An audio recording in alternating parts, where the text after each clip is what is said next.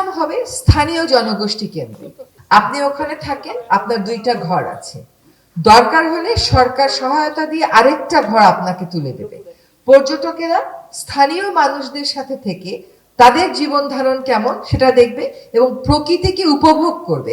প্রকৃতিকে নষ্ট করতে ওখানে ট্যুরিজম করতে দেওয়ার কোনো সুযোগ নাই। কোরাল ভেঙে রিসোর্টের দেয়ালে লাগানো হচ্ছে। এটা কারা করে জানেন? বহিরাগতরা করে। আপনি দেখবেন পার্বত্য এলাকায় যখন ভূমিধস হয়, সাধারণত গত বছর একটু ব্যতিক্রম ছিল, পাহাড়ে বসবাসকারী, প্রথাগতভাবে বসবাসকারী মানুষজন কিন্তু পাহাড়ে চাপা পড়ে না। কারা চাপা পড়ে? যারা অন্য জায়গা থেকে গিয়ে পাহাড় দখলের জন্য বা অনন্য উপায় হয়ে ওখানে থাকেন, সেই সমস্ত মানুষেরা পাহাড় চাপা পড়ে, কারণ তারা জানে না পাহাড়ে কেমন করে বাড়িঘর করে থাকতে হয়। সেন্ট মার্টিনে ঠিক একই কাজ হচ্ছে। স্থানীয়কে যখন আপনি দায়িত্বে দেবেন, স্থানীয় লোকজনকে যখন আপনি ড্রাইভারের আসনে বসায় দেবেন, তারা কিন্তু কোরাল ভেঙে তার ঘরের মধ্যে লাগাবে না। সে জানে যে এটা করতে হয় না। এবং এই যে আমরা বিকল্প জীবিকার কথা বলি, আসলে এগুলো কিন্তু বিকল্প জীবিকা না, এগুলি আদি জীবিকা। সেন্ট মার্টিনের মাস্টার প্ল্যান করার উদ্দেশ্য হচ্ছে আমরা এটাকে ইকোলজিক্যালি ক্রিটিক্যাল এরিয়া ঘোষণা করেছি, কিন্তু এইখানে ইকোলজিক্যালি ক্রিটিক্যাল এরিয়া ঘোষণার সাথে যে সাধারণ নিষেধাজ্ঞাগুলো থাকে সেইগুলো বলা আছে, কিন্তু একটা লং টার্ম অ্যাপ্রোচ নিয়ে বনটাকে কেমন, দ্বীপটাকে কেমন করে আবার রেস্টোর করা যাবে সে কথাগুলো বলা নেই। বলা আছে কোরাল আহরণ করা যাবে না, সেটা একটা না হতে পারে, কিন্তু না এবং হ্যাঁ সমন্বয়ে কেমন করে আমরা আসলে সেন্ট মার্টিন দ্বীপটাকে আবার একটা সমৃদ্ধ প্রতিবেশগত ব্যবস্থা হিসেবে ফিরিয়ে আনবো, সেটাই হচ্ছে এই মাস্টার প্ল্যানের উদ্দেশ্য। সেজন্য এটা পরিবেশ সংরক্ষণ আইনের 5 ধারাতে নোটিফিকেশন করা যায় বলে আমি মনে করি, করলে এটার একটা লিগ্যাল বেসিস থাকে। সেখানে হয়তো আমরা প্রকল্পগুলো বলবো না, কিন্তু প্রকল্পগুলোর কাজগুলো বলবো, কারণ প্রকল্প তো আর cannot be part of a legal document. একটা বিষয় হচ্ছে যে আমাদের এই মাস্টার প্ল্যান যেটা করা হচ্ছে সেটা আমরা তো নিশ্চয়ই ফাইনাল করে গেজেট নোটিফিকেশন করব, কিন্তু এটার একটা পাতায় যদি আমরা জোনিংটা দিয়ে দিতে পারতাম এবং একটা পাতায় ডুজ অ্যান্ড ডোন্টস গুলো দিয়ে দিতে পারতাম, তাহলে সকলের এত লম্বা একটা মাস্টার প্ল্যান হয়তো পড়তে হতো না। 2 হচ্ছে আমরা এখানে অনেকবার ট্যুরিজম শব্দটা শুনেছি। যদি আপনি দেখেন যে আপনি কতবার ট্যুরিজম শব্দটা শুনেছেন, বিপরীতে কতবার সংরক্ষণ শব্দটা শুনেছেন, দেখবেন ট্যুরিজম অনেক বেশিবার উচ্চারিত হয়েছে।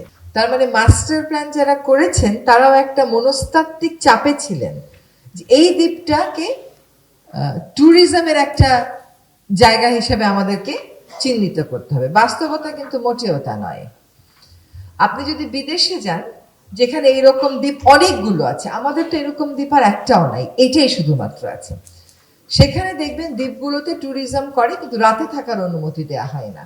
এবং আমাদের যে ওশানোগ্রাফি ইনস্টিটিউট আছে, যেটাও সরকারেরই একটা প্রতিষ্ঠান, তারা কিন্তু এখানে রাতে ট্যুরিস্ট থাকা নিষিদ্ধ করে দেওয়ার পক্ষে মতামত দিয়েছে।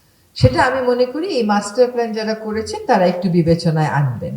5 বছর পর পর যেমন ট্যুরিস্ট সংখ্যা পরিবর্তনের সুযোগ থাকে, 5 বছর পর পর এটা কেবল পরিবর্তন করে বাড়ানোর বিষয় না, পরিবর্তন করে কমানোরও বিষয় হতে পারে। ট্যুরিজম আর সেন্ট মার্টিন সমার্থক হতে পারে না। সেন্ট মার্টিনের এই মুহূর্তের প্রথম দাবিটা হচ্ছে এই দ্বীপটাকে সংরক্ষণ করা, এই দ্বীপটাকে আগের অবস্থায় ফিরিয়ে আনা।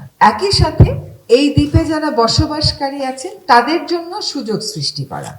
সুযোগটা হতে পারে যে তারা বিকল্প আয়ের দিকে যাবেন। দেখেন, 8,000 মানুষের একটা দ্বীপে প্রতিদিন যদি 10,000 বহিরাগত যায় ট্যুরিস্ট হিসাবে, আপনি খুব স্বাভাবিকভাবে চিন্তা করেন ওই দ্বীপের কোনো মানুষের খুশি হবার কোনো কারণ নাই, কারণ ওই ট্যুরিস্টগুলো অবশ্যম্ভাবী রূপে তাদের প্রাইভেসির উপরে একটা প্রভাব ফেলবে। ওই দ্বীপবাসীর বিকল্প কর্মসংস্থানে আমাদেরকে যেতে হবে।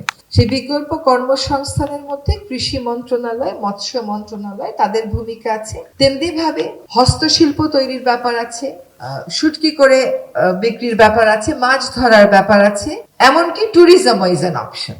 কিন্তু ট্যুরিজমটা এখানে অতি অবশ্যই নিয়ন্ত্রিত হতে হবে।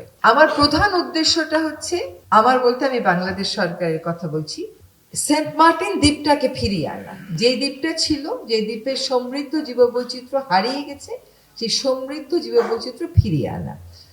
এইটা শুধুমাত্র জীববৈচিত্র্য ফিরিয়ে আনার জন্য ফিরিয়ে আনা না, দ্বীপটাকে বাঁচিয়ে রাখতে হলে এই কাজটা করতে হবে। যে একটু আগে রেজা ভাই বলছিলেন দ্বীপের 8টা অংশ কিন্তু অলরেডি বিলীন হয়ে গেছে, জলবায়ু পরিবর্তনের ঝুঁকির মধ্যে থাকা এই দ্বীপ কিন্তু আসলে অস্তিত্ব সংকটের মুখে আছে এবং অনিয়ন্ত্রিত অর্থনৈতিক কার্যক্রম এই অস্তিত্ব সংকটটাকে ত্বরান্বিত করে তুলছে।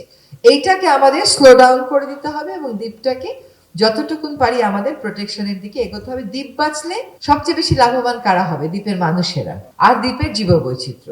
এখানে ট্যুরিজমের কথা যখন আমরা বলি, আমি মনে করি যে এই মাস্টার প্ল্যানের ফার্স্ট কয়েকটা পাতাই হওয়া উচিত about the restoration, how we bring back the unique traits of this island. এই দ্বীপের যে অনন্য বিরল প্রাকৃতিক বৈশিষ্ট্য সেগুলোকে আমরা কেমন করে ফিরিয়ে আনবো। তারপর হচ্ছে অর্থনৈতিক কর্মকাণ্ড। এটা এসেনশিয়ালি একটা সংরক্ষণের মাস্টার প্ল্যান হবে। এখন ট্যুরিজমটা কেমন হবে? দেখেন কয়দিন আগে দেখেছেন যে ট্যুরিস্ট ছিল না বলে আল্লাহর রহমত একটা জাহাজে আগুন লেগে গেছে। গত বছর দেখেছেন একটা রিসোর্টে আগুন লেগে গেছে। এখানে ট্যুরিজমের কি বিন্দুমাত্র নিয়ন্ত্রণ আছে কোন সংস্থার? এখানে সরকারি কোন সংস্থা কি ট্যুরিজমটা নিয়ন্ত্রণ করেছে? কখনো করে নাই। যখন আপনি নিয়ন্ত্রণের কথা বললেন তখনই যারা বহিরাগত জাহাজ চালায় এবং রিসোর্টের মালিক তারা নানান রকম অপপ্রচারে লিপ্ত হয়ে গেল এবং তাদের অপপ্রচারের বিপরীতে আপনি তো আর ওই অপপ্রয়াসে যাইতে পারবেন না। আপনাকে নিয়মের মধ্য থেকে আপনার কাজটা এগিয়ে নিতে হয়েছে এবং তাদের জাহাজে আগুন লেগে যায়, তাদের রিসোর্টে আগুন লেগে যায়, কোন রকম প্রতিরক্ষা ব্যবস্থা থাকে না। এটাকে কিন্তু ট্যুরিজম বলে না, এটাকে আপনি এক্সপ্লয়টেশন বলতে পারেন। এই মাস্টার প্ল্যানে যেটা আমি এখনো পর্যন্ত দেখিনি বা শুনিনি, যদি একটা সাবহেড দেখলাম, জমির ব্যবস্থাপনার উপর নিয়ন্ত্রণ আনতে হবে। যে এখানে জমির হস্তান্তর কিভাবে হবে সেটা জেলা প্রশাসন উদ্দেশ্য মেনশন না করে হস্তান্তর করতে দেয়া যাবে না। যদি হস্তান্তর করতে দেয়া হয় তাহলে এই বহিরাগতরা গিয়ে ওইখানে স্থানীয় লোকদের উপর ছড়ি ঘোরাবে, এটা হতে দেয়া যাবে না।